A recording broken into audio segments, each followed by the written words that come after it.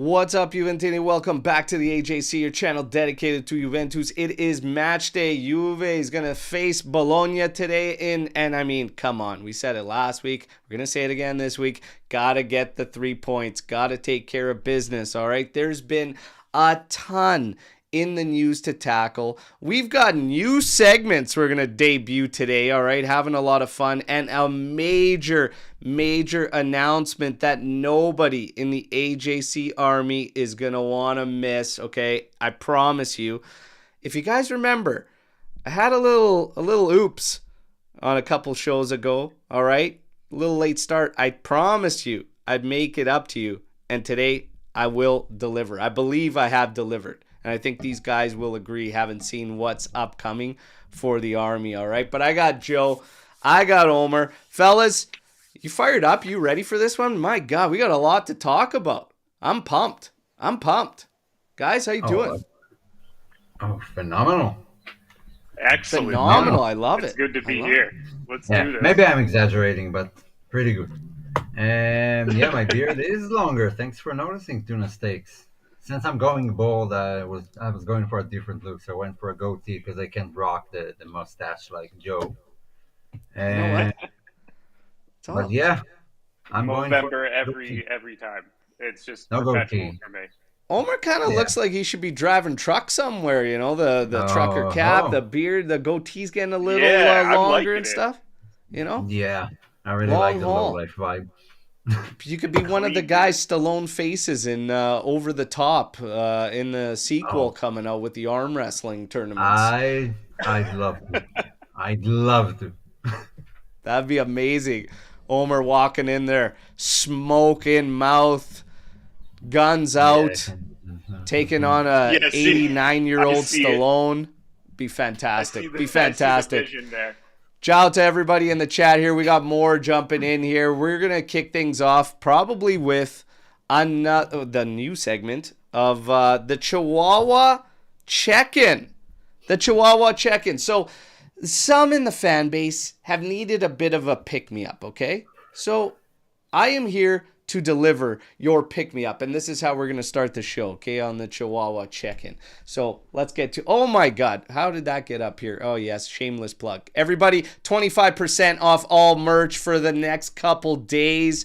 I think it wraps up today and tomorrow, the final days. As you can see, everyone's loving the Chico design, all right? So, hey, if you choose to show us some love that way, we would appreciate it. Here's your pick me up, okay, with the Chihuahua check-in. If you're a little bit down, if you need it up, Roma right now is delivering your pick me up, okay? They can't even get their players' names right on their kits, for God's sakes.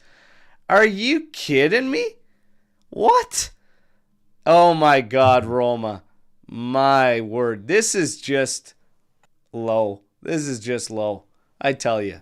I don't even have words for this kind of crap, you guys. But that's embarrassing. Obviously, not the first time it's happened to, but they're a mess. Result-wise, they're acting like it's coaching. That's a problem. You guys got some major issues, but this one, brutal. I'm actually surprised it's not written with a pen, considering everything going on. Yeah, Sharpie, big fat Sharpie there. Oh my God! Yeah, they're a mess. Come on, getting your own. It is a mess. Wrong. It is a mess. Now, before we continue with Chihuahua check-in, guys, do you have anybody you want to fire in the Chihuahua check-in? I've got another one I'm going to fire in there, but Omer, Joe, anybody you want to mention? Gonna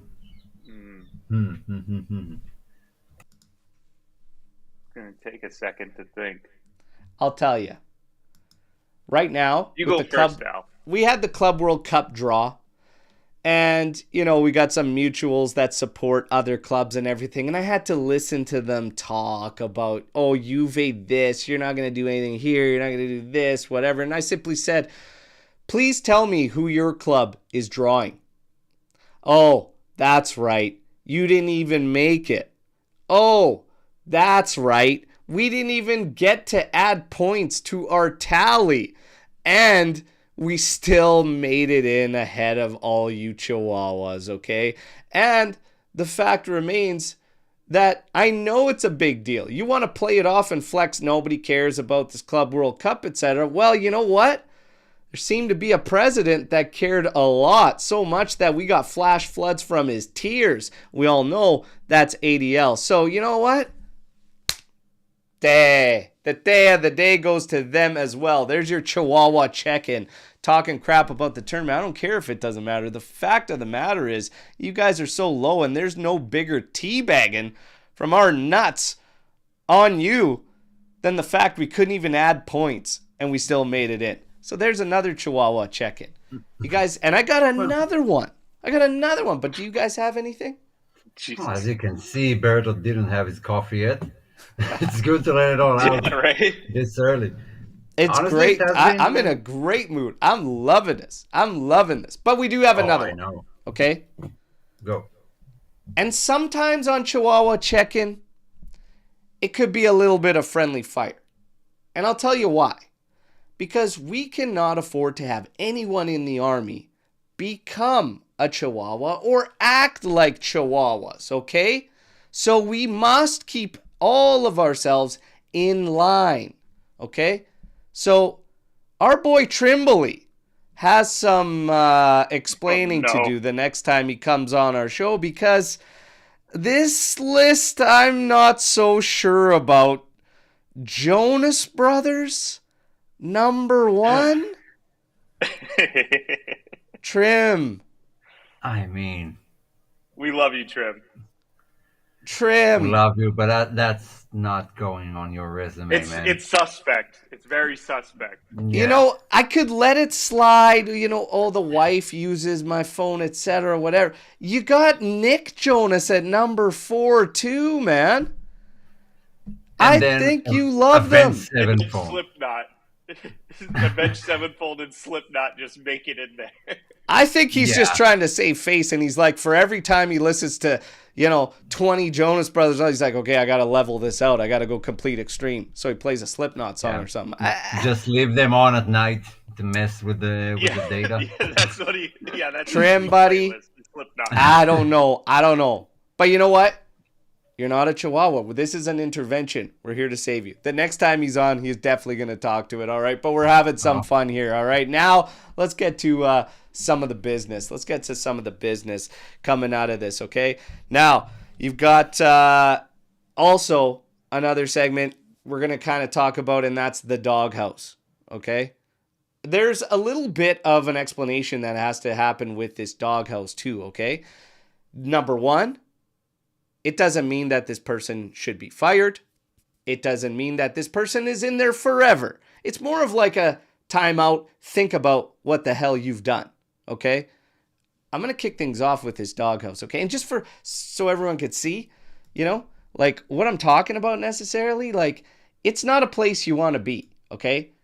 This is the doghouse. Like you don't want to go here, okay? This thing is crummy. It's crappy. It's terrible. You don't want to be in there. I'm putting Giuntoli in the doghouse, okay? The top 4 aim talk, this was a big thing, and you know what? I didn't make a big deal about it. I didn't flip out or anything. I just shared my 2 cents. I'm going to do it again, but Giuntoli's going to go in there. First off, you guys, where do you stand on this whole, his comments of top 4 aim? Did you have a reaction to it? Do you not care at all? How do you feel about it? And Let's get Joe first, and then we'll go to Omer. Well, being a Juventus fan, top 4 is never just the aim. We always aim to win every single competition that we are in. Like that is the goal. That is what we strive for. And I can hear the president of my fan club, Empire State, just like chiming in. He's like, "We want to win the treble every year." Yeah, that is it. Is that the realistic goal? Not always. But like you don't want to I feel like we're lowering our expectations by saying it's like top 4 was the first goal. I don't like it. I don't like it. It doesn't sit well with me, especially if it's someone in management like Giuntoli who's saying, "Oh yeah, that was always our first priority was top 4."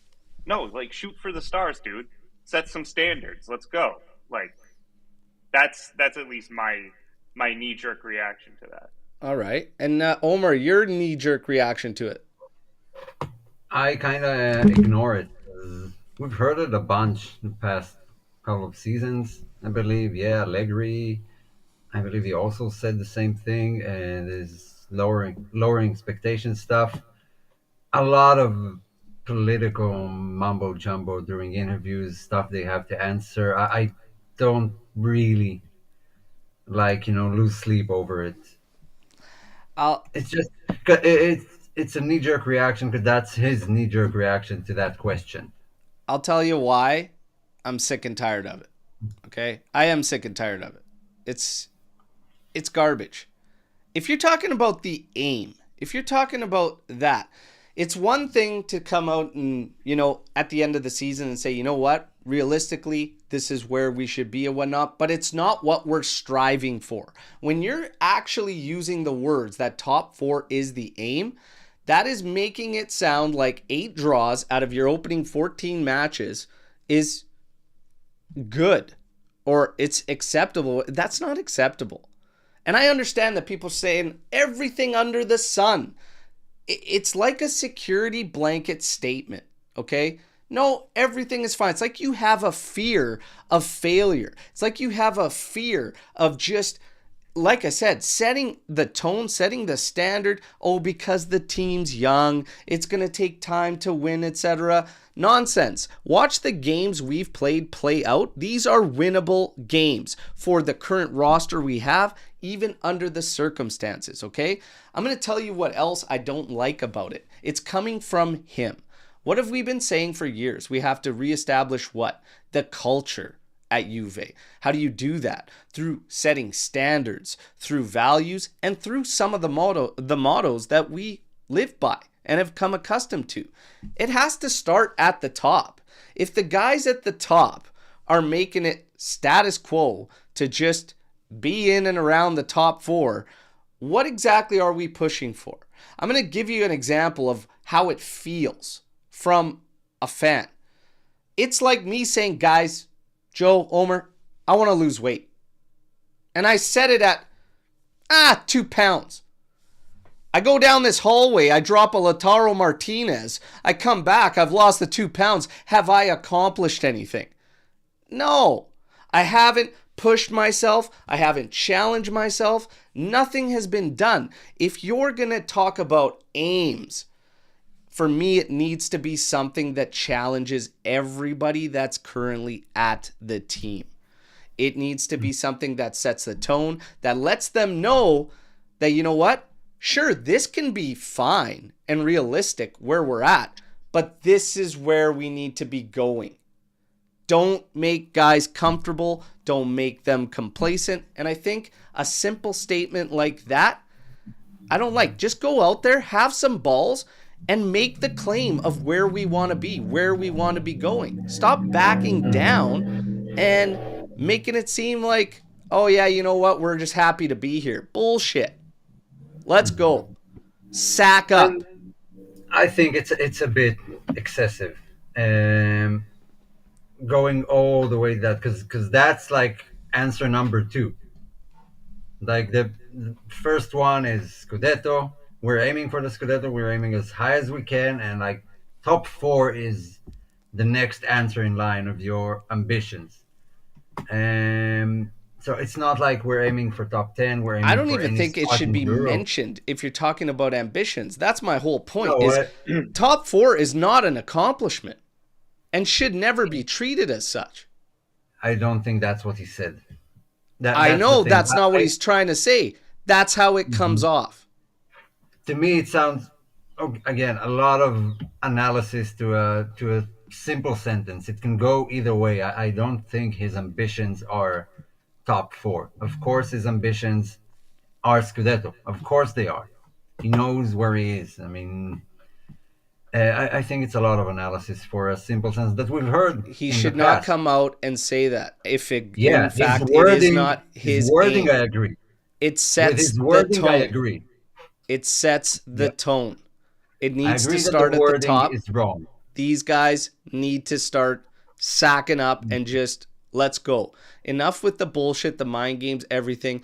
There's guys that we need to weed out off the roster. They need to know what it stands. They need to know what it's going to be like here. If they don't have the stomach to deal with some failure, if they don't hit what the real aim is, then you know what? You're not the guy cut out for what we're looking for. And that's fine too. And it's okay to fail. Like, it's okay to set your sights up here, but say, you know what? Damn, we didn't make it. That just shows you the gap you need to clear and how much work you need to do. I need them to start acknowledging where we want to go, where we want to be. That's it. I need somebody that's up in the higher ranks to start doing it. So when it comes down the line, you don't have an interview where Kalulu says, yeah, this draw, good result. And Thuram's standing right next to him saying, God, no. No, everybody on the same page starts at the top. He's in my doghouse simply for that statement. That's it, okay? And not the good doghouse, not the doghouse, okay? The doghouse. Do you guys have anybody going in the doghouse? A lot of chatter about Calvo and sponsorships, not reaching a main sponsor. We saw him line up with Tim, who caused us a hell of a lot of grief way back. They've got some making up to do, okay? They got some making up to do. But, guys, does Calvo go in there? I don't know if he's going to quite make it there. It is a little bit ridiculous to not get a main sponsor by now. Yeah, it's wild to me. This is the longest I've ever seen. It is a bit wild. Without a main sponsor. Well, maybe it is exactly what you're saying. He's aiming to a certain point and he wouldn't take anything less.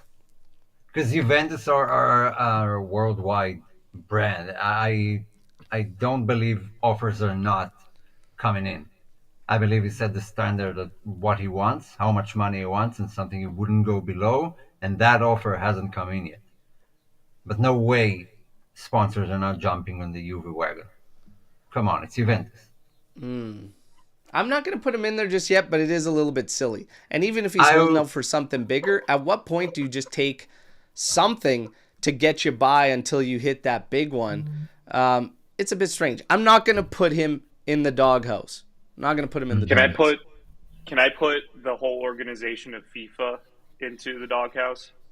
Absolutely, you can. Doghouse.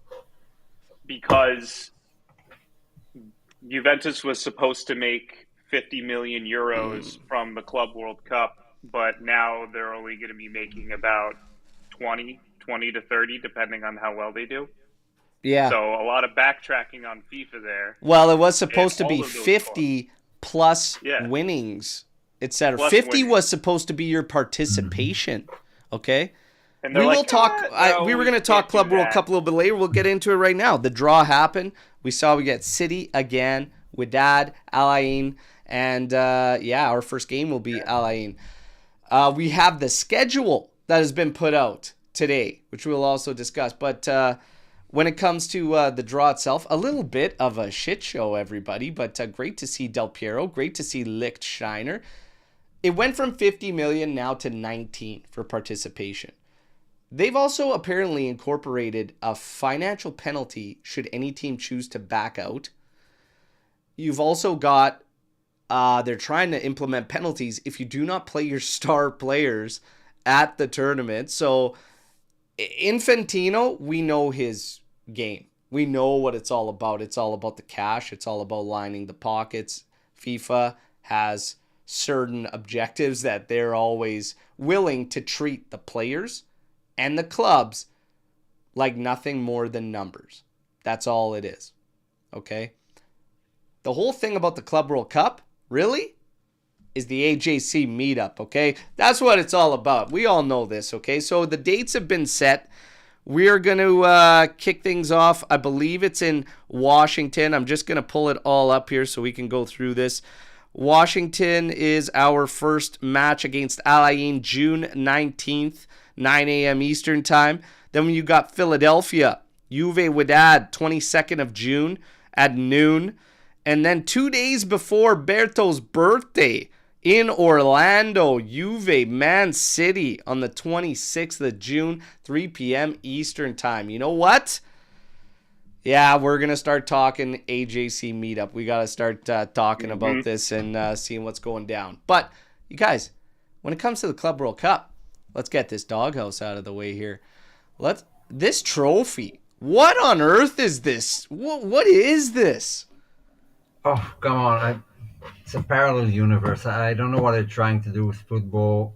I hate everything about it, including this fucking ugly ass trophy. This is disgusting. Whoever this is designed ugly. this Adam players- low-key likes it.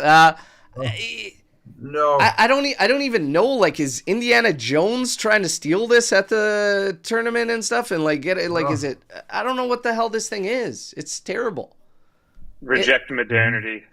The other one that they we gotta had embrace previously was tradition, way man. cooler. The Club World Cup, the trophy that they had before was way cooler. This ain't it. This ain't it. No. I don't like it. I don't like it. But Club World Cup in general, be interesting to see. Just how Juve holds up from now till then is a long time. Mota said, we ain't thinking about that yet. We got a long way to go. So let's see. But everything's been set now, and we will talk about, some potential meetups. Now, let's get to some of the rumors. First off, it was Agnelli's birthday yesterday. Agnelli, we know about the highs. We unfortunately know about the downfall towards the end. There are rumblings, okay, and we've known for a while, about a month. He's trying and working always to get back to Juventus. So, Agnelli back to Juve. Is it a yes or no for you? Let's start this one with Omer. And I am going to put a poll question in there for the chat. Okay? So, Omer, Agnelli back. damn, that's a tough one. Yep. I don't hate Agnelli, not at all. I think some of what was done to him in the past few years, yes, some of it is his own making, and some of it is a witch hunt, and that could have just not happened and could have ended a lot earlier. I think they were trying to get him out. A lot of things he foreseen are now unfolding in front of our eyes. But I mean, if he does buy Juve, it means it takes Juve off the market, and that changes the status of everything that got us into that horrible mess. Which might be good for Juve, and I don't see anyone else doing it right now. I need to see some sort of a plan. Is it just a whim, to prove that he's still Juve and there's no plan behind it? Which I don't think is the case. I think he's a businessman and a smart businessman, and he knows exactly what he wants to do with Juve. And I have zero doubt that making Juve the best club in the world is top of his priorities and always have been. Having said that, I don't feel like now is the time. Talk to me about it in 2 years when this project has progressed and we start seeing some fruits, and then we can talk about it. All right. Joe? That is a great level-headed response from Omer. Just like, but I mean, on the same side of that coin, like, even if this project doesn't bear any fruits, we'd still have to like reevaluate, I'm sure. But Agnelli back, I'm pretty much in the same camp as Omer. I would love to have Agnelli back, even if it's strictly just because he cares about the club in a way that nobody else could. He makes it his priority, and whether or not he's always made the right decision, that can be debated. Like, he's made some pretty horrible decisions, and you can't look at. I feel like you can't look at anything in a vacuum, right? Like, you can't look at one single decision. You got to look at his entire tenure. Okay, so. Was he an overall net good for Juve? I believe so. Did we have some really low points with Agnelli? Yeah, absolutely. But I don't think I would have traded that for anything, And if in fact he does come back, I think that it would. I think the fear is that it turns into like an Allegri 2.0 kind of situation. But I have a feeling that wouldn't be the case with Agnelli. Yeah, that's just me. I would love to have him back. I would love to have him back. I'm on the fence. I'm honestly on the fence. I could argue both sides very strongly why he should come back. Obviously, this guy does everything with the intentions of making Juve the top side around. Everything he does is aimed, and he gives a shit. Like, and he's a visionary.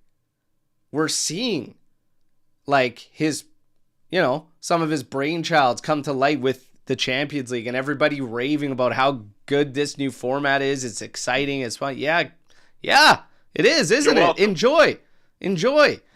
It was done with the idea of we know where football is going. He spoke about it years before we got into this financial situation where clubs are struggling to compete in terms of the market and everything and what's going on in England. He spoke to all of this years before it actually got there.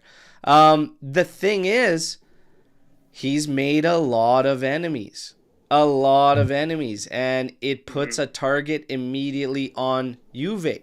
So maybe if he comes back and he isn't the face and we still get to reap the benefits of a guy that cares probably more than anything in his world about Juventus, and he could still be our visionary, he could still lead more on the back end of things, could be a massive asset for us. So I'm kind of on the fence here, to be honest, and I could see both sides because the downfall was a mess and it all happened under his watch, and he was critical in the decisions that took us down that path.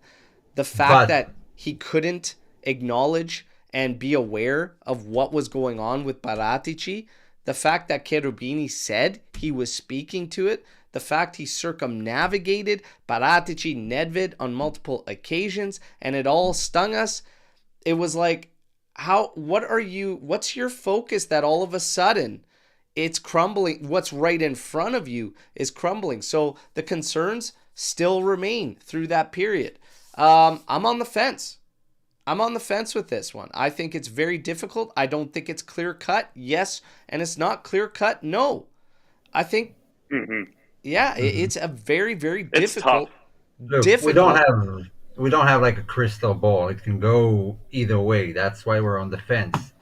I would say that some of those decisions, some of them were just bad.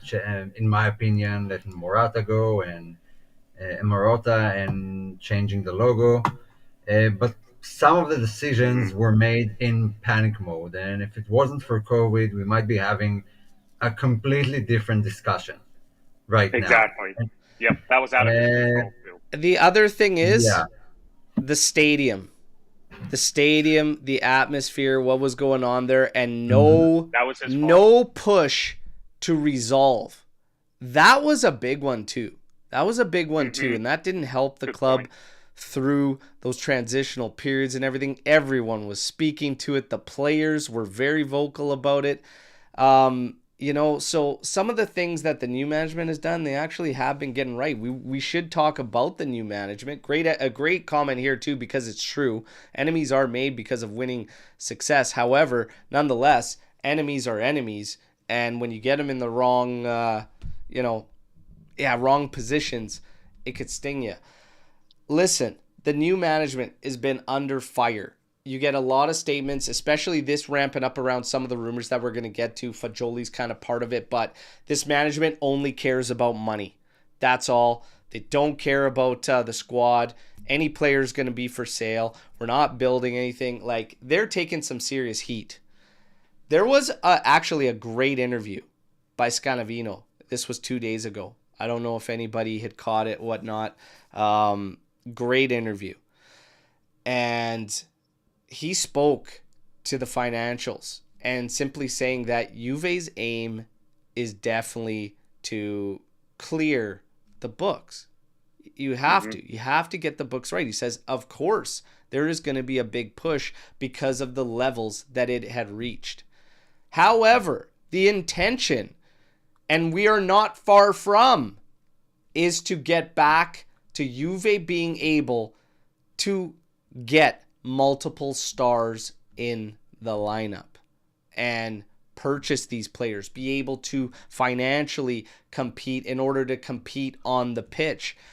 Right now, and I've said this even last year before, like, you're going to have to chip away. You're going to have to put in that work, and it's going to get ugly because you just can't ignore it anymore, where it reached financially. He essentially said the exact same thing, trying to let everyone know that, yes, you know, like, we don't want to be status quo. The aim is to compete. You got to fix the finances first, and then we will continue to buy stars. We're not going away from buying stars. We're not going to focus solely on young players.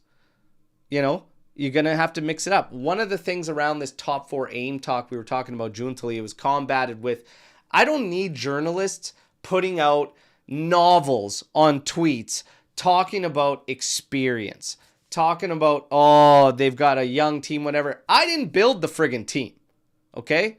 And the aim at Juventus is always high. If Juntali chooses to do it with 22-year-olds, 23-year-olds, that's on him. Experience? Is he looking at experience? Could we not have just... I'm still baffled that we didn't even entertain free agency for one body just to help. Had 2 weeks at international break to integrate, help us through this period. Is he so hell-bent on young guys? Is he too hell-bent on young guys? Are we going to be skipping out on experience? What if this project doesn't land in a year, 2 years, and you have to rebuild? You can't keep all these young guys together. You start selling them. Are we going through the same process again with young guys again? There's a funny thing about team building, star players, and finances. It all ties in. Those experienced guys usually cost you the most.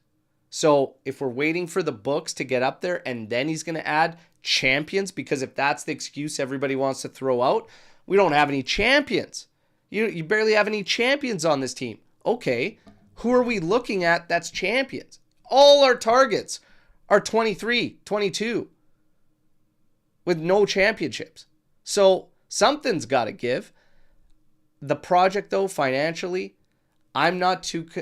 This is a question that's going to remain, is all I'm trying to say.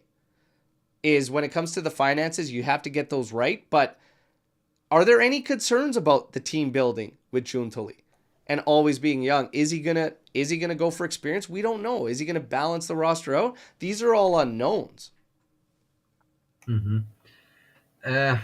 Look, we gotta remember, like, Vidal wrote it here, and I fully agree. He's not cleaning up his own mess. If anything, all the things that you just said point out to me how dire the financial state was, or maybe still is. Like, if that's their top priority, I don't buy that they want to make money and will become like an Atalanta, who's going to sell all their stars. I think that's the reality of Juve right now. We can't afford the big stars, and maybe not, after a year and a half, or maybe 2 years in office for Juntali. And yeah, I agree that we need a bit more champions, a bit more experience in the team. I want to believe it will come with time, because we can't afford them right now. That's the reality of it. We couldn't afford like a Sancho or even an Adeyemi. Like, you really have to pick your targets cleverly with the money you have.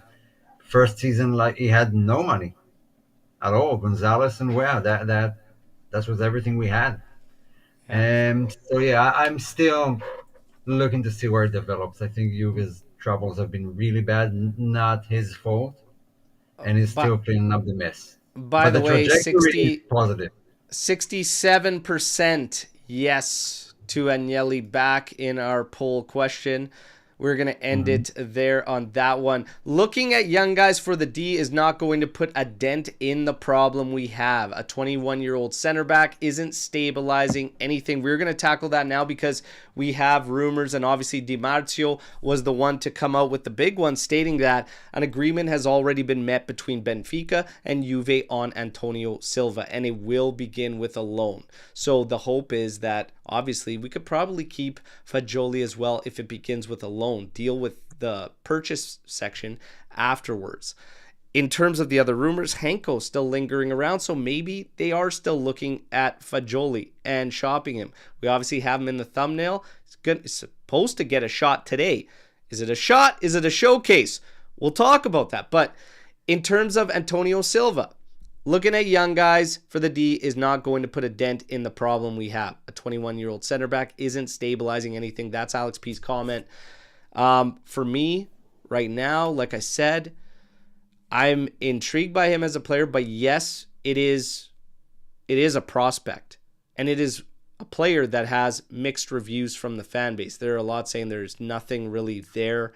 He's not doing well. He's not getting time. That's why they're also looking to move him. I'm actually intrigued by him because he had high prospect status, and it's way too soon to make any kind of calls. If the deal is right, I have no problems with it.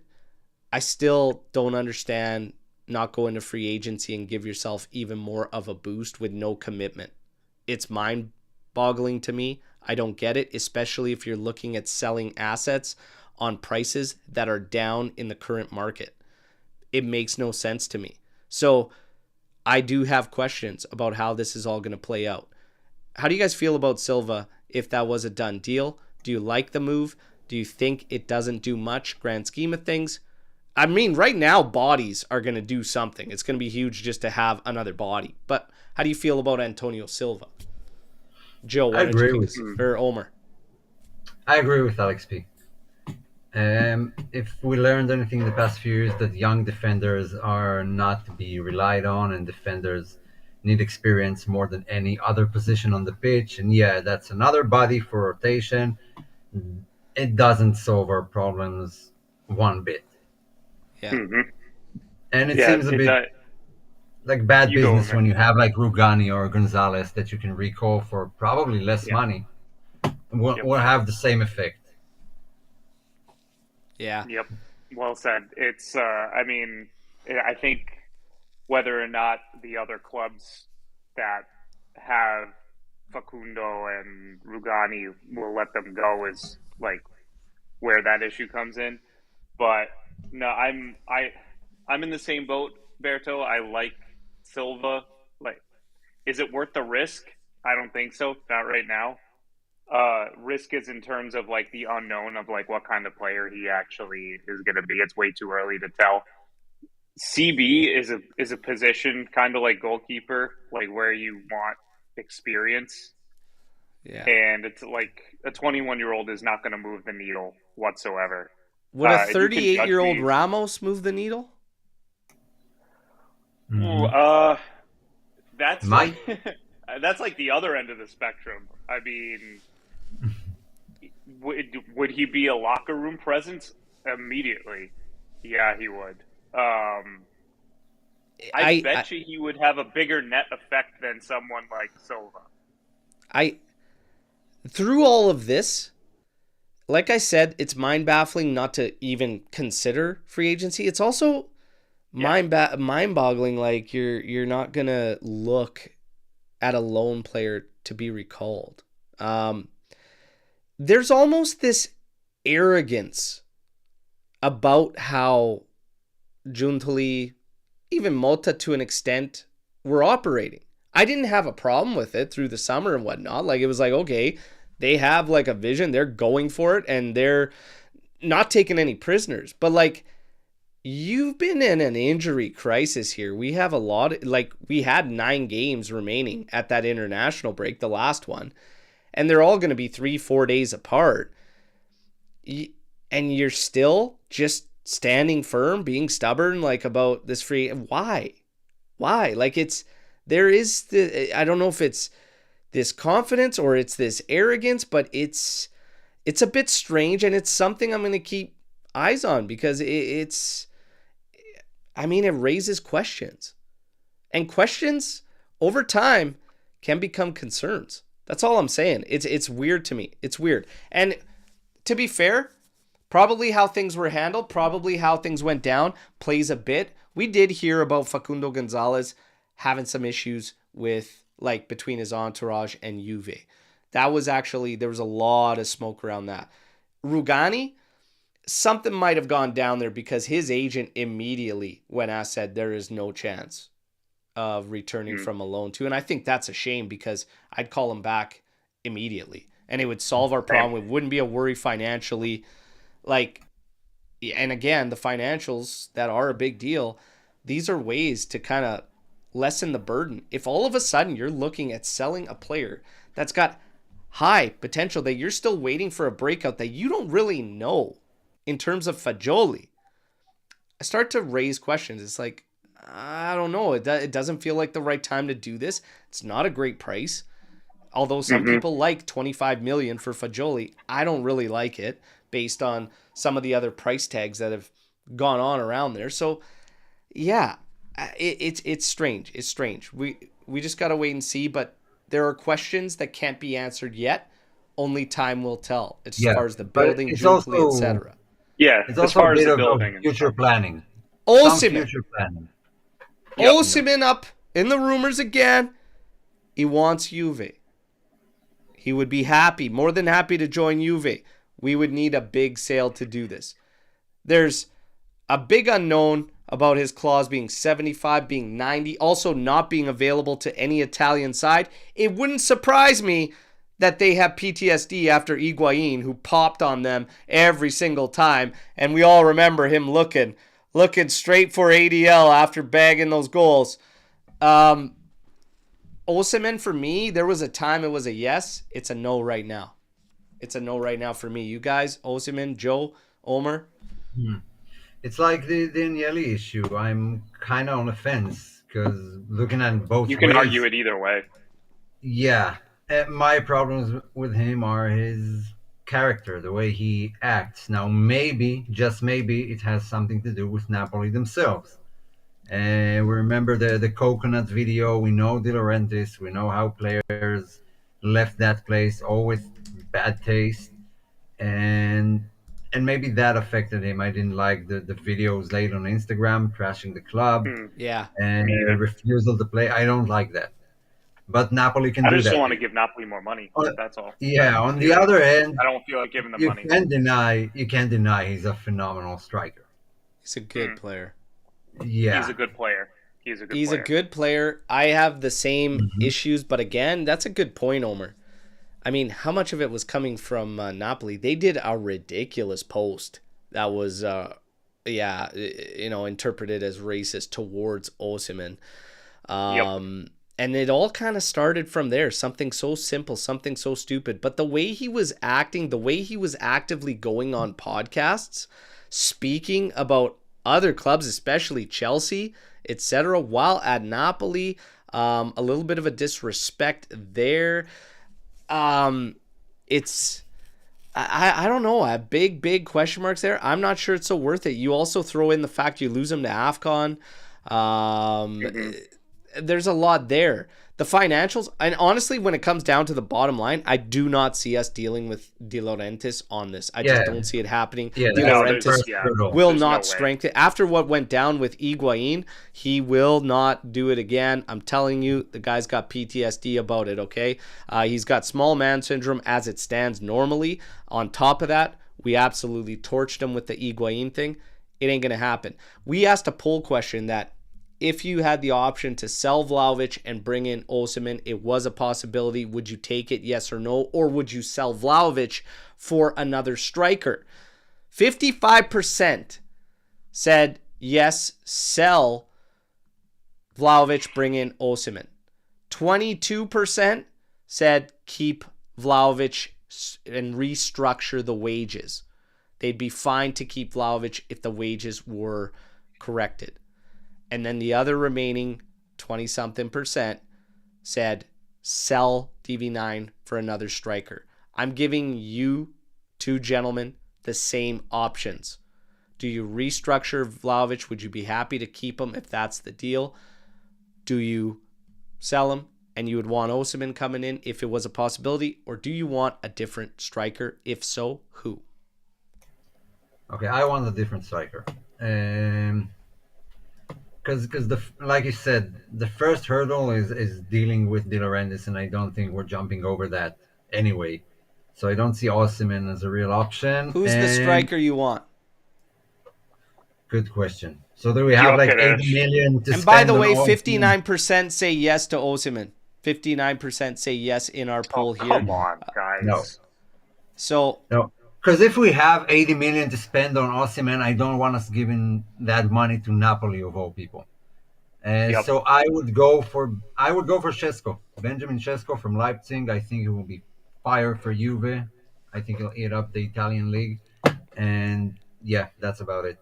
Apex says Dusan is the guy, so probably leaning towards restructuring the deal. Be happy to keep him. Joe, you're up.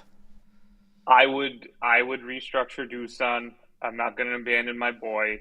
He has all the tools and everything to be a really great striker. Something just isn't clicking, and it hasn't been clicking for a little while now. I don't know exactly what it is. I think it's a very complicated thing, but that would be my first priority, would be to restructure his contract. I don't know why people would want to bring in Osimhen. One, give Napoli money. Two, his wages are crazy. So what's the benefit? And there's no guarantee that Osimhen would bag us a bunch of goals. He could be an immense flop. We have no idea. But if I were to bring in a new striker, which would, if we do end up selling Dusan, then I would try and go for Gyökeres from Sporting Lisbon. Kid is just scoring for fun. It's crazy. But that's the thing. He's not a kid. He will cost a lot of money, and all of Europe's eyes are on him. A lot of money. I think we'll get outpriced. He would cost a boatload. Yeah. 1A options, probably Gyökeres and Šeško. I like Marmoush. Someone's turned me on to him a while ago. Been kind of checking him out. Marmoush is very, very intriguing. Insane numbers. Starting to get a lot of attention. Could be potentially significantly less than Gyökeres. Interesting options. I will say, depending on how the season finishes, that's the big caveat. How the season finishes, I could be open to the restructure with Vlahovic and keeping him around. But there's a lot of speculation. He just might not be the guy. Might be the guy for Malta and company. I've been telling everybody, get ready for it in the summer. He's getting shopped. Let's see. Now, injuries. I've seen a lot, and the rumors were going wild. Vlahovic was being kept out. He could have played the last match. He was being kept out because of the contract situation. You have this unknown situation around Douglas Luiz. He's not in fact injured. There's problems between Juve and the player. You're hearing all this stuff. These are rumblings, mutterings from Turin. And then you have media playing their part. Now you have fans saying the club is actively lying to us, etc. All I can say is I don't feel the same, okay? It's a dark place to be in if you think that they went through what they did the past games, missing Vlahovic, a reference point, a focal point. You could see that there was a loss there at the top as far as a reference point goes, that they would put themselves in that situation because of a contract scenario. I would say there's the door. Malta Giuntoli, you can both get the fuck out. If that was the case. That's why I don't believe it for a second, okay? I'm also going to say this. These people, when they're buying into a lot of this and whatnot, you're starting to take what the media is telling you and you're associating it with the club into one big package. I can't stress this enough because this dates as far back in time as I can remember when it comes to recoveries, when it comes to injuries. The media knows sweet fuck all about the time frames on the recoveries. They are guessing. You know how far it gets to with these guys and injuries? They sit there at the training facilities. They look at who's out there, who's training individually. Oh, he could be back in a couple weeks. They know nothing.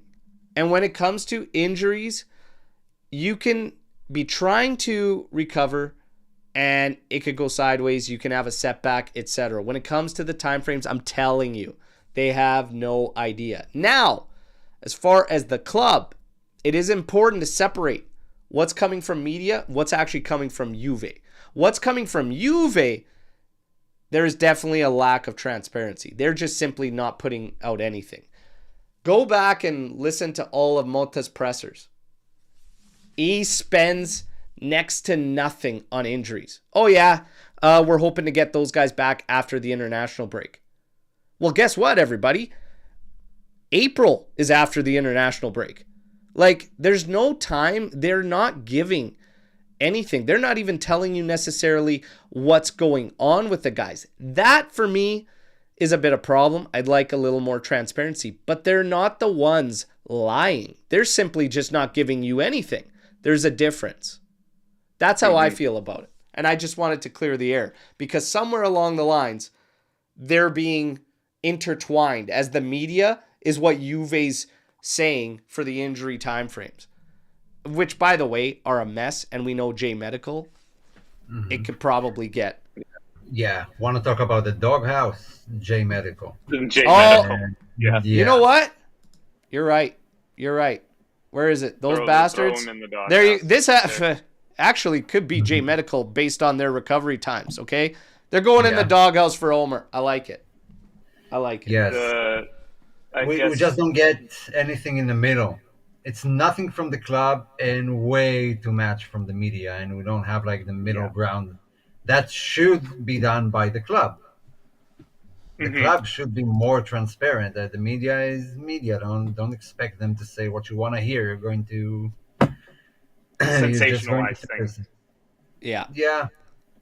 In order to get clicks, that's the thing that's bothering me is somewhere. I've always told you guys, everybody, you take everything from the media with a grain of salt. When it comes to injuries and recovery times, it's below that. It's like just you take it in, we share it, we talk about it, but at the end of the day, it's not gospel by any means, okay? One other thing, Chico Conceição is your November MVP for Juventus. I mean, for me, absolutely. Was there anybody else you thought could potentially take it for the month of November that could have competed? Do you think somebody else would be there in line?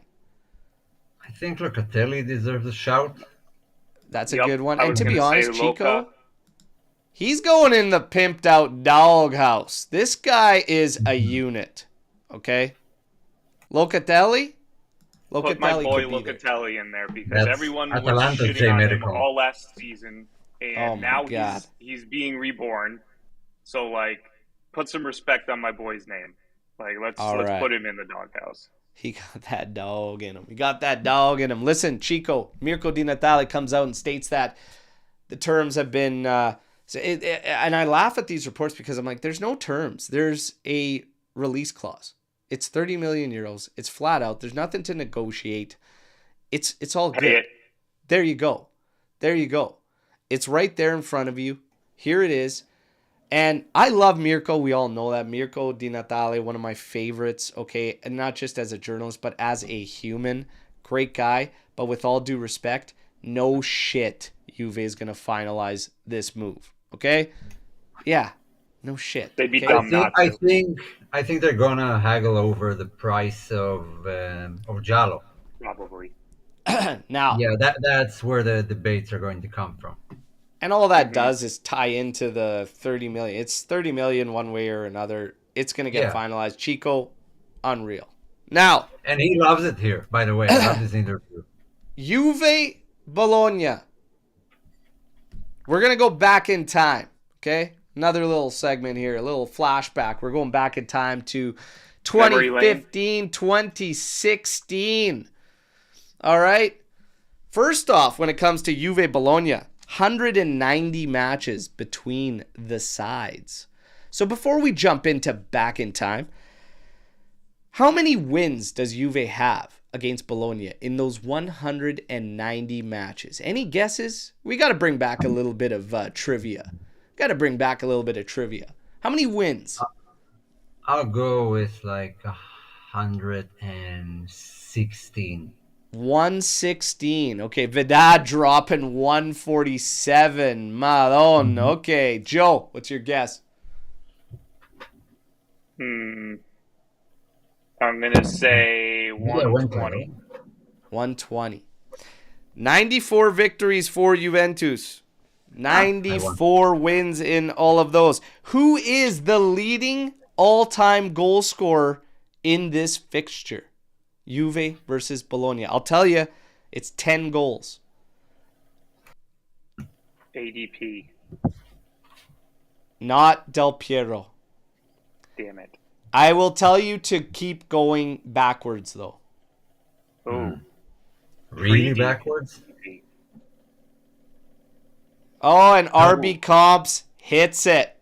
Nails it. Someone that came up this past week that I spoke to, one of the connections between Juve and a side I would have liked to draw at the Club World Cup, River Plate.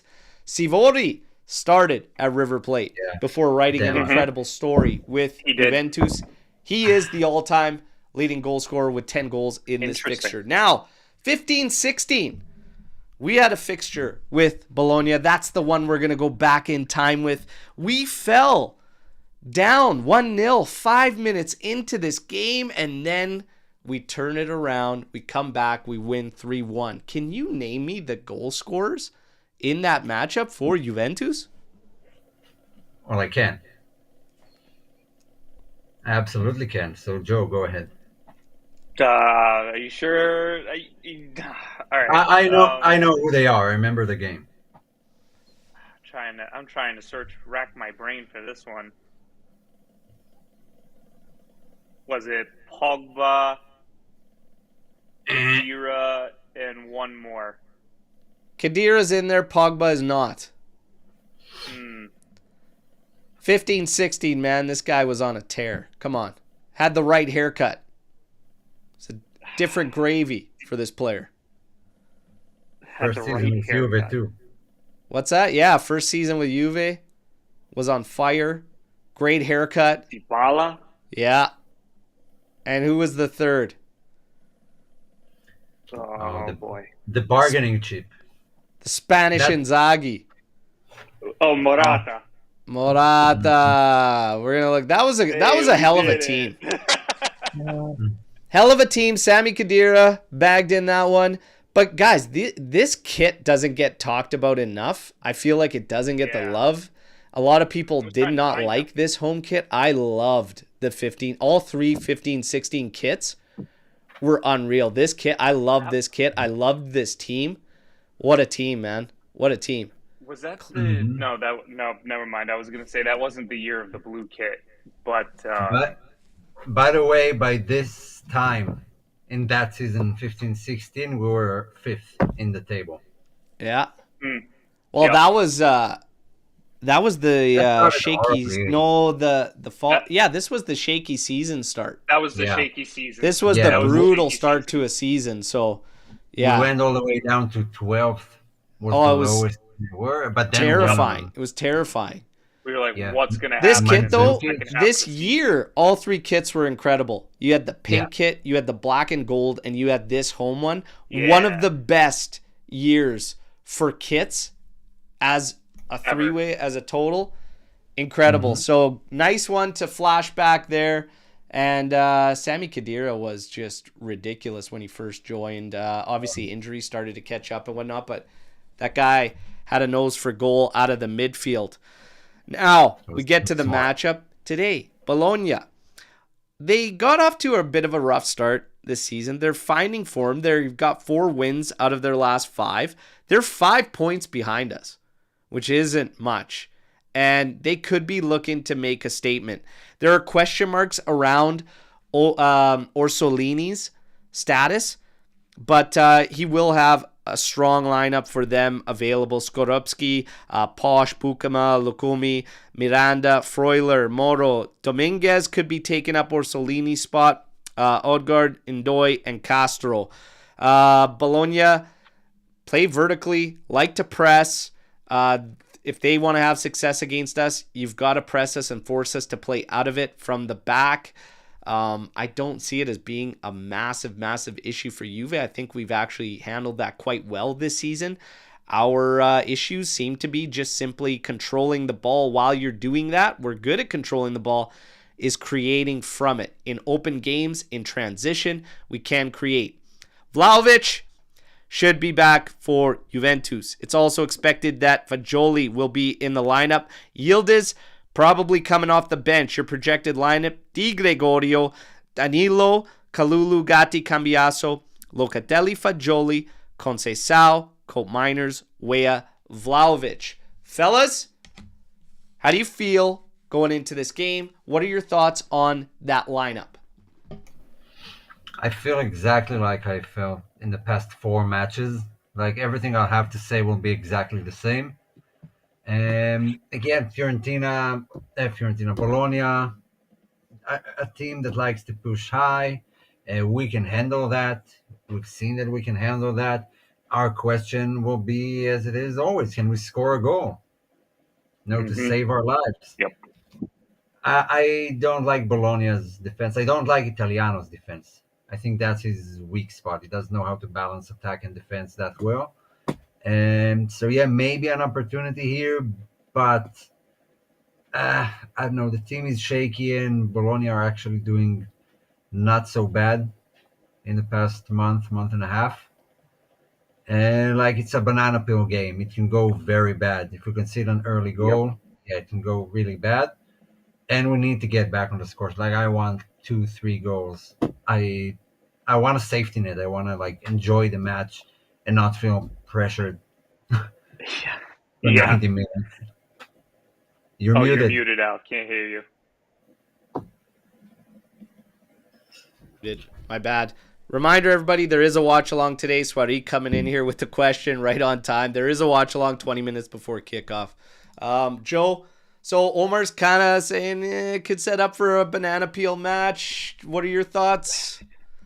100%, it's a banana peel match with the form that Bologna is in. Like he said, not doing half bad.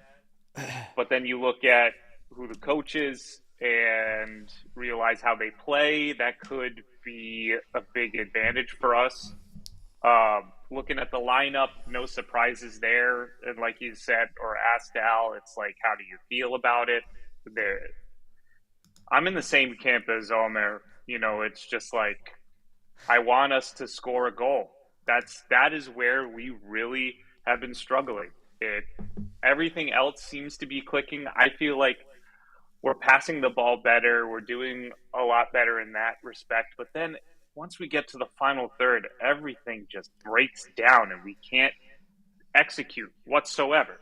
So it's that is what I want to see this game. I want to see execution in the final third.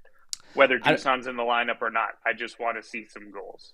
I don't think personnel has been an issue. I've been repeating this for I don't know how long now. I still feel the same way. However, I will say Vlahovic is going to help things, whether people believe it or not. You need a reference point up top. I believe he will help. Fagioli and Locatelli. This is where today could represent a moment where, we want to get to other segments on the show, other new segments that we also have, but I might go back to the doghouse tomorrow and Motta might find himself temporarily in it, okay?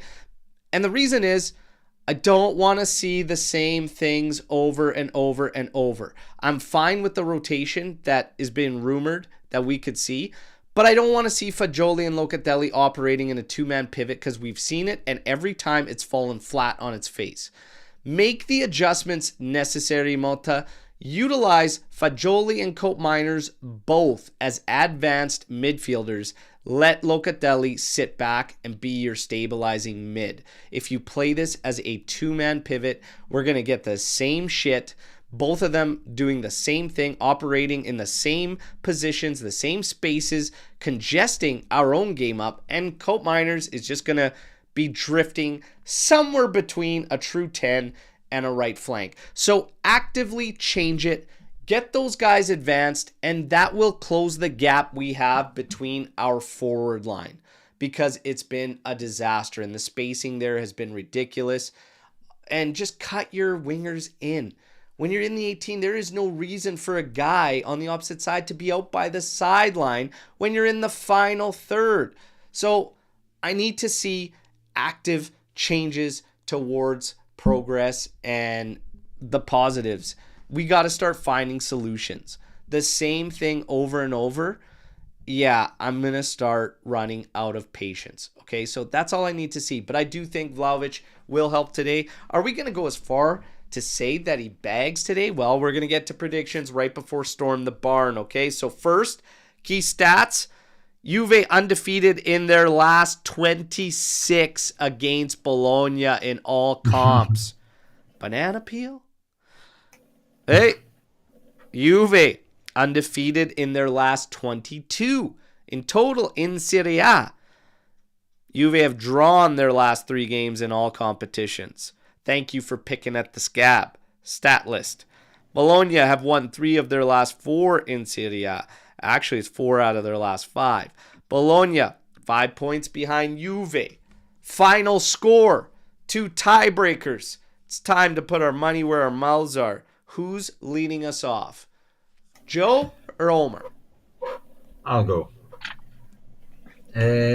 Someone mentioned here in the chat Vlahovic's stats against Bologna. Shit, I missed it. Yeah, there it is. Dusan had 6 goals in 10 appearances for both Fiorentina and Juve. So he likes to score against Bologna.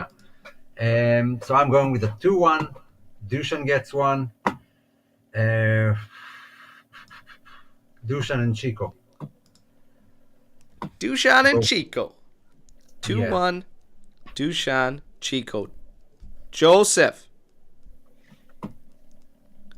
I'm going to copy the scoreline. Oh, come on, man. But I'm going to change one of the scores. I think Weah bags a goal today in addition to Dusan. Weah and Dusan. Okay. So, we should talk about the official Matteo Marchetti. Hopefully he doesn't play a part. He's only done 37 Serie A matches. 4 yellows per game. 9 reds in those 37. And 14 PKs in 37 matches. Wow. Okay. Now. That's some record. Yeah. I'm going to go with 2-0 Juventus. We will keep the clean sheet against the sandwich meat. It's going to be 2-0. We're going to get Vlahovic is going to bag today. I will say Vlahovic scores 1. And I'm going to say that, he's got, 4 yellows per game on average. I don't think it's going to be too chippy, so I'm going to say he stays within that. There will not be more than 4 yellows this game, okay? So 2-0, Vlahovic, and 4 or less yellows. All right. We're locked in. We're locked in, everybody. We're locked in. Can I give you my prediction? Or major announcement? What do we do next? Chat? What do you guys want? Don't do that. Don't do that, Al. Give the people what they want. Major announcement or storm the barn first? What do we do? You don't keep your viewers all the way to the end if you make the announcement now. But it is worth it. It is worth it. It is worth it. It is worth it. So we're gonna wait. Maybe should we wait till the post match tomorrow? Ooh. No. Brutal. That's evil. mean. Okay, you guys, let's get into it. We know the situation. I promised you guys that I was gonna make it up to all of you. Okay.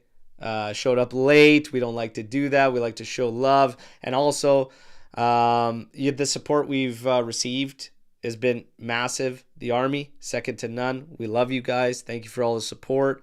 Again, lots of ways to do that. Super chats enabled, memberships. Thank you for everyone joining the memberships. If you are a member and you want to get in that private chat, reach out. Let's plug you in. But also the holiday season, we just want to be extra about it and show the love. The community showed us a lot of great things when I showed up late that day, and just like the chat here was on fire.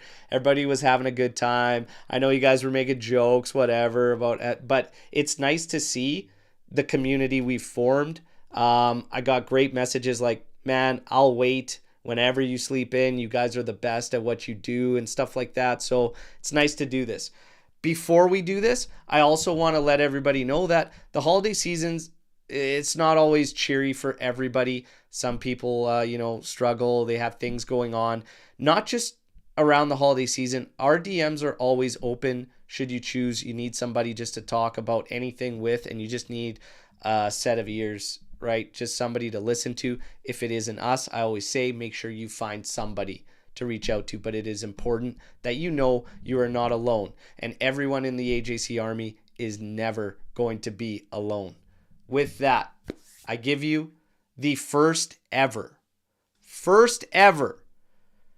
triple kit giveaway, and there they are.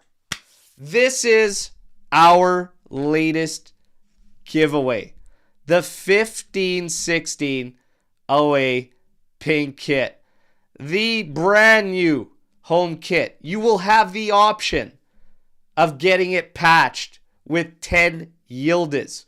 And then, of course, the famous Cinque Maggio with Del Piero on the back. Okay? And, with the great community, you could choose to share some of the kit. Maybe you want the 15-16 away. You want to part with the others. You can pick. Maybe there's other people in the community you want to share with, but we are actually going to have a massive 3-kit, triple kit giveaway, and it could be going to one lucky subscriber. There is going to be some work to win it, though, if you are chosen. So be ready, because you don't do something this big for nothing. Might be trivia. Mm-hmm.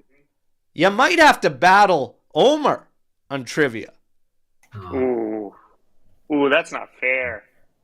Oh, they like throwing me under the bus.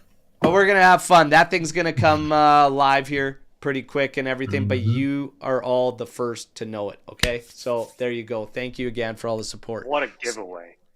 Massive. Massive. That's how we do. Do I win? Do I win it if I win the trivia? No. Fair. No. Oh. Way to give me an incentive. Yeah. Okay. Yeah. Now, actually, it's AJC is clearly the best football channel in the world. You guys are the best community out there, the AJC Army. All right. Now, time to study, says Adam. Yeah. Let's go. Yeah. Let's go. Now, let's get to Storm the Barn. Let's see what we got out there. Early thoughts on our Club World Cup opponents. I mean, we could be flat out honest. I can't tell you much of anything about Wydad or Alain. Flat out. Nope. All I will say is Juve should be making it out. The European clubs, right across the board, should be making it out. But you have maybe one group that one of those European clubs could fall short. But I expect Juve to get out. That's it. That's all I'm going to say. Guys? No, that's accurate. That trends. We should make it out. Now. Yeah. What club do you hate the most in Italy? Oh, come on. It's easy. Dude. Easy. That's an easy. Okay. Except for Inter. Like, who's your number 2? Except Inter, who's my least favorite. Yeah, and get the world play of number 2. If it's not them, honestly, I absolutely fucking hate Fiorentina. Absolutely, I hate playing at their stadium. I hate the purple kits. Like they did have some great players, but Studa is one of my all-time favorites. But goddamn, I hate this club. Oh, that's hilarious. I like that. If it's not them, it would probably be like I mean, Napoli is a lot of good these shout. teams. They don't matter, don't so care it's about weird to Napoli. say that I hate them, but like I'd probably say Atalanta, Lazio. I kind of hate Lazio. I was gonna You say know- Lazio. Yeah, like they gross me out. yeah, like I'd probably say it's those clubs. Napoli, it's more just they're more annoying. They're like a fucking gnat at a barbecue that you just keep doing this to. I don't know if I hate, and like I said, it's really hard. But I don't hate them. yeah, it's Okay, so let's flip the question. Like one club you like the most after Juve? In Italy or Yeah. in general? No, in Italy. Parma. Parma is a I good do answer. like Parma. Dude, like back in the day, Parma, they were a squad. And for I've whatever never reason, had a problem with Roma because I've always loved Totti. that's fair. I've never had a problem with Roma. Yeah, I remember. I gotta you go go. with Milan. I gotta go with Milan. I absolutely, mainly like old school Milan. Now, of taking course. this question, I want to go into a little situation. This is, let's make this is kind of like a segment on its own. It's would you, and it could also become would you rather. But here's my would you to you guys. Speaking of clubs we hate, would you rock an Inter kit and support them for a match against Juve if I said you get $1 million cash on the spot? Would you do it? Absolutely. I remember answering this Absolutely, question. yeah. I remember answering this question, and I said it was going to cost you more than that. Everybody, look at this. Yes, would have to be a yes. Omer, yes, immediately. Look at everybody in the chat. Yes, cash is king. Oh my God. Yeah. Am I the only one that has a different? Here's my answer. Look at Alex B. Yes, give me the money. $1 million? Are you kidding me?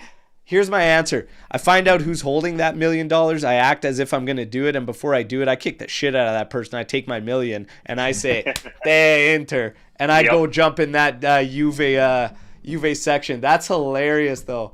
Oh, my God. Dude, that is funny. $1 million? I wear the mascot and dance on more. the pitch for $1 million. Come on. Yeah, I need more than 1 mil. I need a more. To be honest, I was already there. And it cost me money. No one paid me. I had to sit in an Inter stand when I watched if I did that, it's the same as killing me for $1 million because I would just crumble and just I can't. My soul couldn't handle it. I can't do it. I would be dead as we know it. I would need it in writing saying that I just did this for money. I would need a full press conference. I need all of that. No, I went to the shop yesterday and they didn't accept my dignity as a currency. So yeah, I'm taking the $1 million. No questions asked. Oh my God. I can't do it. I can't do it, everybody. Oh my God. I cannot do it. All right. How much money are you willing to splash on Osimhen if the opportunity arises next summer? 75 to 80. Oh my God.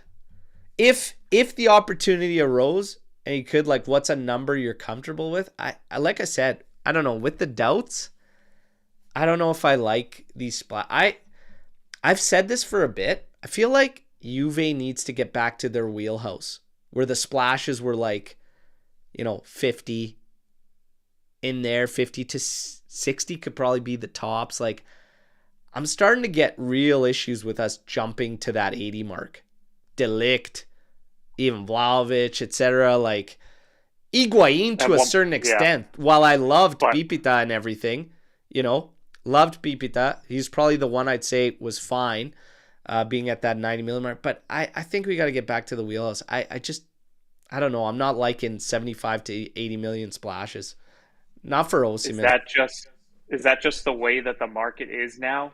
Like, it's changed so much from like when we all were kids. It is. You know what I mean? Like, that's the average. I mean, more like 40, 50 million is the average, but you know, like, still. Well, it is, that's a lot but of there's money. a consensus that it guarantees success, and it doesn't. Absolutely, And it doesn't. Yeah. No, I wouldn't go that route. I can't. I can't do that. I mean, I wouldn't be spending any money on Osimhen anyway. Like I said, I don't want to give Napoli more money than we already have. So it's like, no. Besides, the ADL is definitely not going to give us like a deal in any sort of sense like that. So it's for some, it's they useless say to talk about. Osimhen is more of a guarantee than Vlahovic in their eyes. So, you know, to each their own. I think we got to be easy on the splashes. Pipita was one that I'd say was good, but even towards the end, you don't gain after that, right? So it's like, it's got to get the job done. It's got to hit. Does a guy like Osimhen take you over the top and make you all of a sudden higher? If a lot of us are seeing us only as a top 4 club, does he take you to Scudetto contender? Maybe. You got to be at a certain position as a club to There's too much risk right now. We're not there yet. Paying someone his last big contract at 28, his next contract is going to be. You have to be at a certain status, and we were at that status when we signed Pipita. But we're not there now. Like, it's a gamble. If it doesn't work out, we're trying to get. I think we're working our way back to that, but we're definitely not. Yeah. Tuna, what the hell happened in the background regarding Rugani as to why Juve management wouldn't want him back? Are we taking guesses here at like the circumstances? I don't know what happened, but it's not something very common that clubs call player back mid-season from loans. It's not something you see happening, and I think that's mainly it. Juve have some angles, like the same with Giallo and Conceição. They want this guy Hato. From Ajax, and taking back Rugani and forcing them to buy now a defender in January is not a good way to maintain good relationships with a club who produces a lot of youngsters like Ajax. So clubs don't usually tend to do it, but I think our situation is bad enough. Maybe to not screw things with Ajax, but Gonzalez, absolutely. Yeah. Tuna, Forza Juve. If you had to choose between Dorgu, Coyote, or stick with Savona to spend the budget on a center back, what decision would you make in January? The Dorgu one would be for year end too, like all the speculation about Napoli being front runners, but all of a sudden Juve might be putting forth an offer. It would be for year end and everything, but if I had to choose, I don't think Dorgu's like a massive priority. I don't see him as a massive priority. I mean, he's a good player. He can can be useful. For sure. I don't see him as a priority with either. Savona and maybe Coyote. I like Coyote, to be honest. Coyote is good too, yeah. But I don't see it as I would actually solid. Move towards Parisi. I like Dorgu. He's got a lot of clubs interested. He's got his pick of like 7 clubs. It's not a priority for me. Just don't it's not see a priority. Center back would be, like it's you have to. You absolutely have to. Douglas Luiz, still injured. How can one getting such an injury during a Champions League warm-up? What is going on? Look, again, we're getting fed things from media. We don't actually know, but the recovery times out of J Medical are ridiculous. Ridiculous. I don't know what to say. I don't know what to tell you. I don't have answers. It's just it's laughable when you see Scalvini 5 months after that injury taking the pitch. You can't get somebody back from a common cold at Juve. I have no words, everybody. It's pitiful. I don't know what they're hiding at J Medical that, like, it's also this thing where they just never question. No, we don't talk about this. What the fuck is it? Area 51? Like, I don't understand why we can't talk about the injury plague, the crisis, and the fact that our timetables are laughable. And when your coach comes out there and says, like, no, it's counterproductive to question. What? What exactly is going on there? I have no idea. Maybe it's too a good experience. Should make it a hell. It's becoming the fucking Bermuda Triangle. You're going to go there. You're never going to come back. Yeah, anyone who stabs his toe is sidelined for a month. I have no idea what's going on there. It's like you said, Area 51. It's completely isolated and nothing coming out of it regarding the extent of the injuries. That's true. Yeah. It's a lack of transparency, but I don't know what the hell's going on there at J-Med. I still think Jay the Zebra is the head of medical procedures there, so let's see. Question for Omer. Oh, fuck. Joe, I guess we're chopped liver over here. Yeah, right? It's Omer, have the birds shown their face outside your window ever since you told them to shut the fuck up? That was such an epic moment. Well, it turned into what did it turn into? Yeah, not only they showed up again, they got bigger and bigger. Like the next ones are ostriches, probably. Ostrich, that's it. Now you got ostrich and mockingbirds. Now I have peacocks outside. Dude, I'll never forget the ostrich. I was just like, somebody got a cat? I hear a cat. I never knew they sounded like that. No, that was a peacock. Peacock, thank you. It was the peacocks. Not ostriches, peacocks. I was like, what? Yeah. That's what they sound like? The next level are ostriches. We're starting from small birds, mockingbirds, and now it's all the way up to peacocks. And then they're getting meaner and bigger. Let's keep it rolling. We got time for a couple more before we sign off. Is Marmouche a realistic option for us? Will we be able to get him? Or I'm going to believe Dorgu. I think Juve will be in talks to get the player. I mean, honestly, we got to wait to see what the selling teams are thinking financially, but Marmouche could definitely be an option. We're just not hearing anything linking us yet.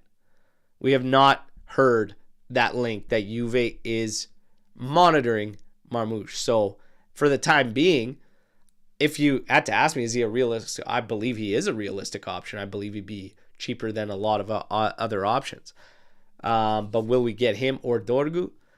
There are links with us to Dorgu. There are none with us to Marmouche. So we just wait and see, right? That's all we could really say. There's nothing more to really say, you know? Okay, so Fagioli. We knew Fagioli would come up. I would sell Fagioli because he is as the same age as Tonali and lacking a lot in comparison to him. We still have Miretti, 2 years younger, and good form under Vieira. I am not okay still at this moment in time with selling Fagioli. Omer, Joe? Yeah. I don't like it. I don't like it, but yeah, it's the same age as Tonali. The dude has to start raising the bar. Like there's no going back. You can't have like an off season at J Medical or another loan. Not J Medical, at the next gen. Yep, I mean, he's got to pick it up. He's got to pick it up. I don't know why he's sitting on the bench. He's going to get his shot today, and like I said, is he getting a shot or is he getting a showcase? He's got to get it going. He's got to get it going. Okay? 100%. Absolutely has to pick it up. So I'm hoping he puts in a strong showing, and we know he can do it. That's a thing. He gives you these performances that are, awesome, and you're like, okay, there it is. But then it'll be drab for a couple showings. He's got to find the rhythm, the consistency in his game, and he's got to get going. I will say this. I'm concerned for him mentally. When you look back at what happened, when you watch that documentary and stuff, like this guy, like he's an introvert. He's got, signs of anxiety around him and stuff. Like, I think he just gets, I think he's probably struggles the most mentally, not physically and not in game or anything other than his own head. I think there are major indications there of someone going through anxiety and stuff like that. So he's got to find a way. He's got to find a way to deal with it, find his rhythm, find his, harmony, call it whatever the hell you want, but he's got to figure it out. I think the battle is his internally more than anything. I don't think positions, I don't think anything. Like, he could play anywhere in the middle of the pitch on his day. He's just got to sort it out upstairs. That's all I could say about the kid. But it doesn't feel right to sell him now, and I wouldn't. I would say that the way Mota is playing with him right now isn't beneficial for him. We've talked about it quite a lot, but the pairing of him and Locatelli doesn't sit well with him.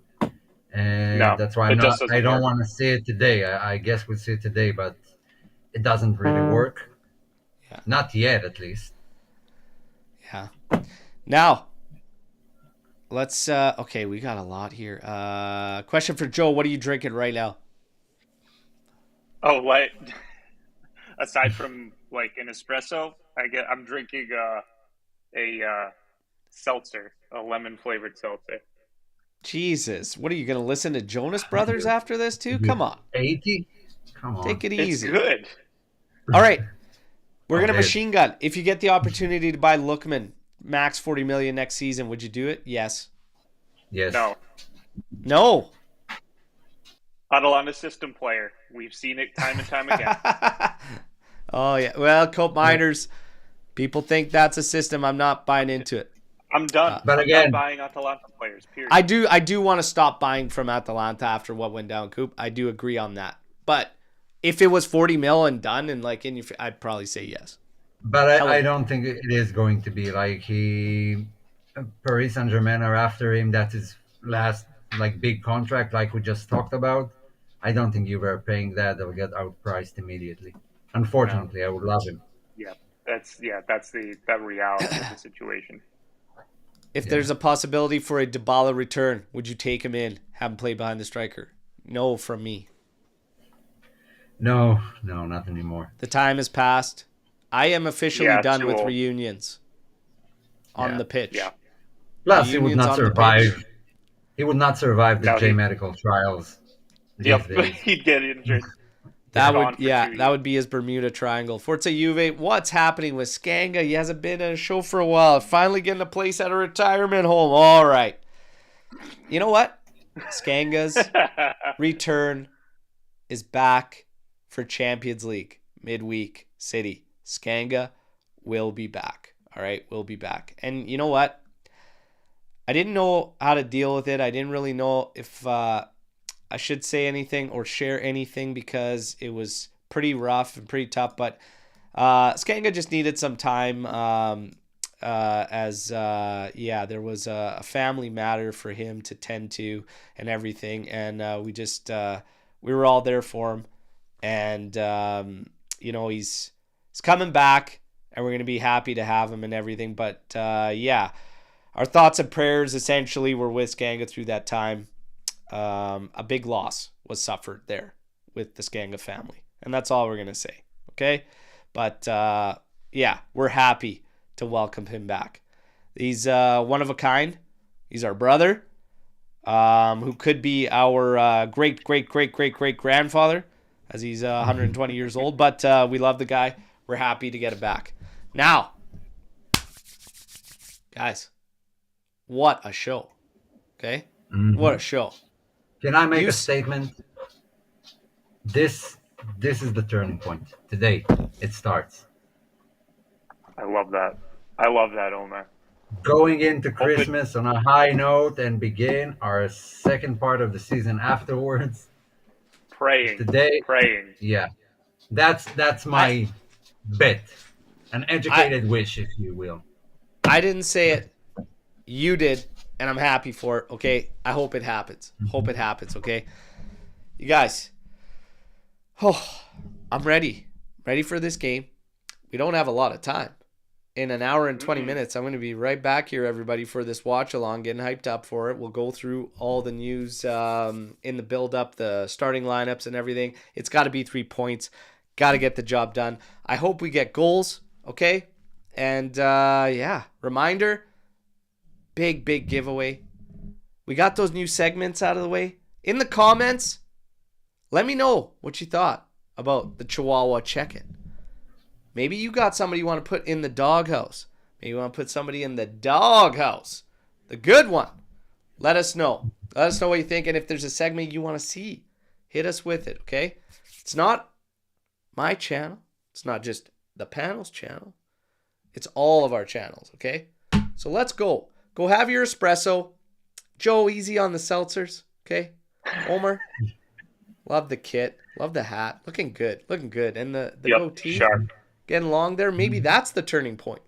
Maybe that's what we need. Turning point. It might be. Goatee energy. Let's go. Let's go. Sweaty, I will see you there at the watch along. Hope to see you all there. Drop a like on your way out. Subscribe to the channel if you haven't already. Share the content. If you found something nice in here too, you want clipped or whatever, clip it, share it. We love it all. Thank you for your support and good luck in the major giveaway, the first ever triple kit giveaway. Winner will be announced around Christmas time. Around Christmas time, all right? Take care, everybody. Talk to you in about an hour and 20. Fino alla fine, Forza Juventus. Let's kick the shit out of Bologna today. Come on, let's go.